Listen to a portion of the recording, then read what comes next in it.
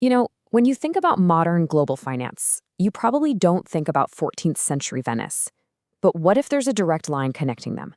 Today, we're diving into a fascinating and maybe a little unsettling view of financial history. We're looking at this idea as presented in the work of author Paul Gallagher and detailed in G. Edward Griffin's book, The Creature from Jekyll Island. So here's where we're headed. We're going to start way back with a financial crash over 650 years ago. Then we'll rocket forward to a super secret meeting in 1910 that, according to these authors, changed everything. From there, we'll break down the global money game it created and even take a peek into the future they argue this path is leading us to. All right, let's get right into it. And to do that, we have to go way, way back to the 14th century. This is a time that author Paul Gallagher argues was pretty much run by the incredible financial power of one city, Venice.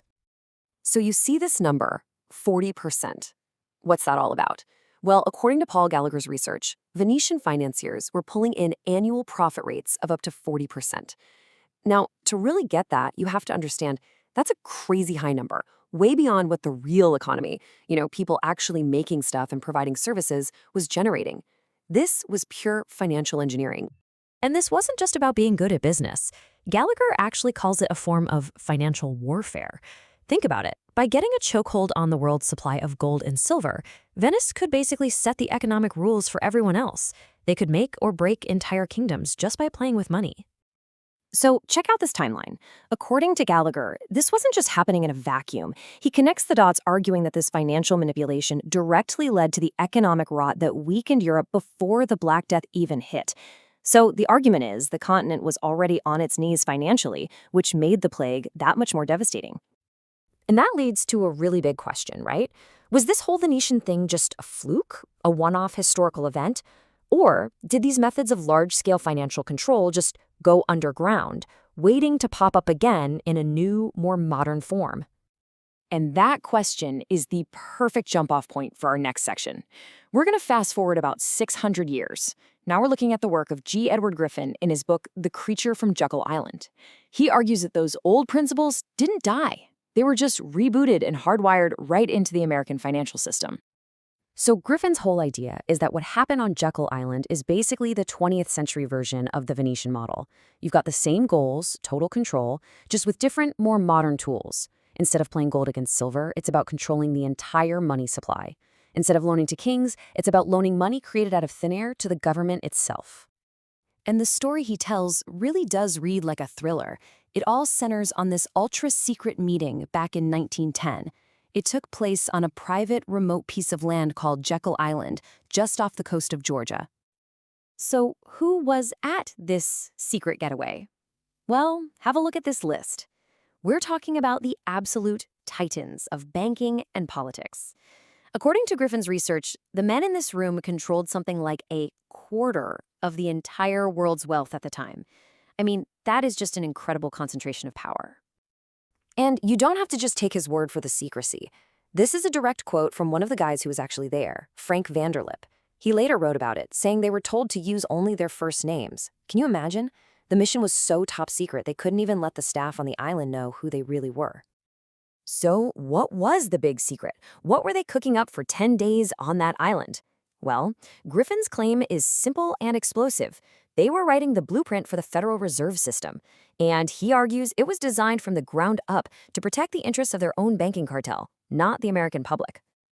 Okay, so if this system was created, how does it actually work?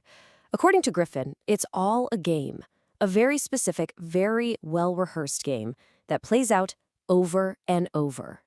He calls it the game called bailout. And here's how it goes. The big banks make these huge, risky loans. If the loans pay off, great, the profits are all theirs. They're privatized.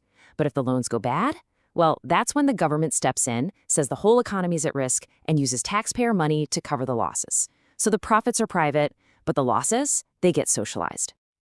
And he argues this isn't just an American game. This whole model gets packed up and shipped overseas. It becomes the playbook for a global financial system run through huge institutions like the IMF and the World Bank. And to give you a concrete example of what he means, Griffin points to the situation with the former Soviet states.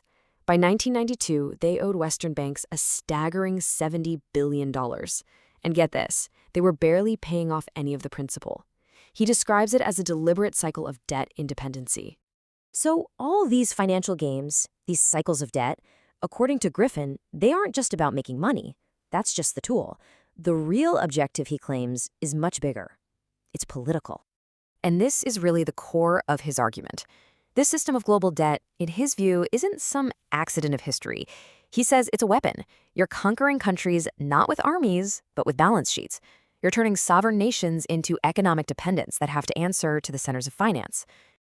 And what's the endgame of all this? Griffin says the ultimate goal is what its own advocates supposedly call a New World Order.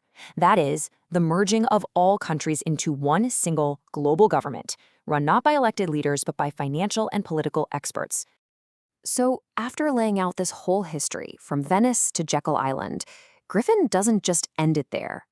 He finishes his book by looking forward, by sketching out a possible future if these trends keep going in this same direction.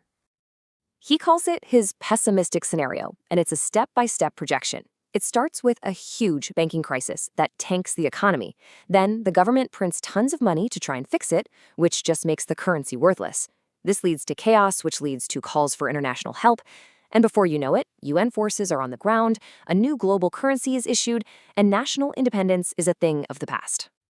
And this really brings home what he sees as the ultimate stakes. The final picture he paints isn't some happy global village. He calls it a kind of high-tech feudalism, a world neatly divided into the rulers and the ruled, all managed through technology and finance. Okay, but how would you keep a system like that stable?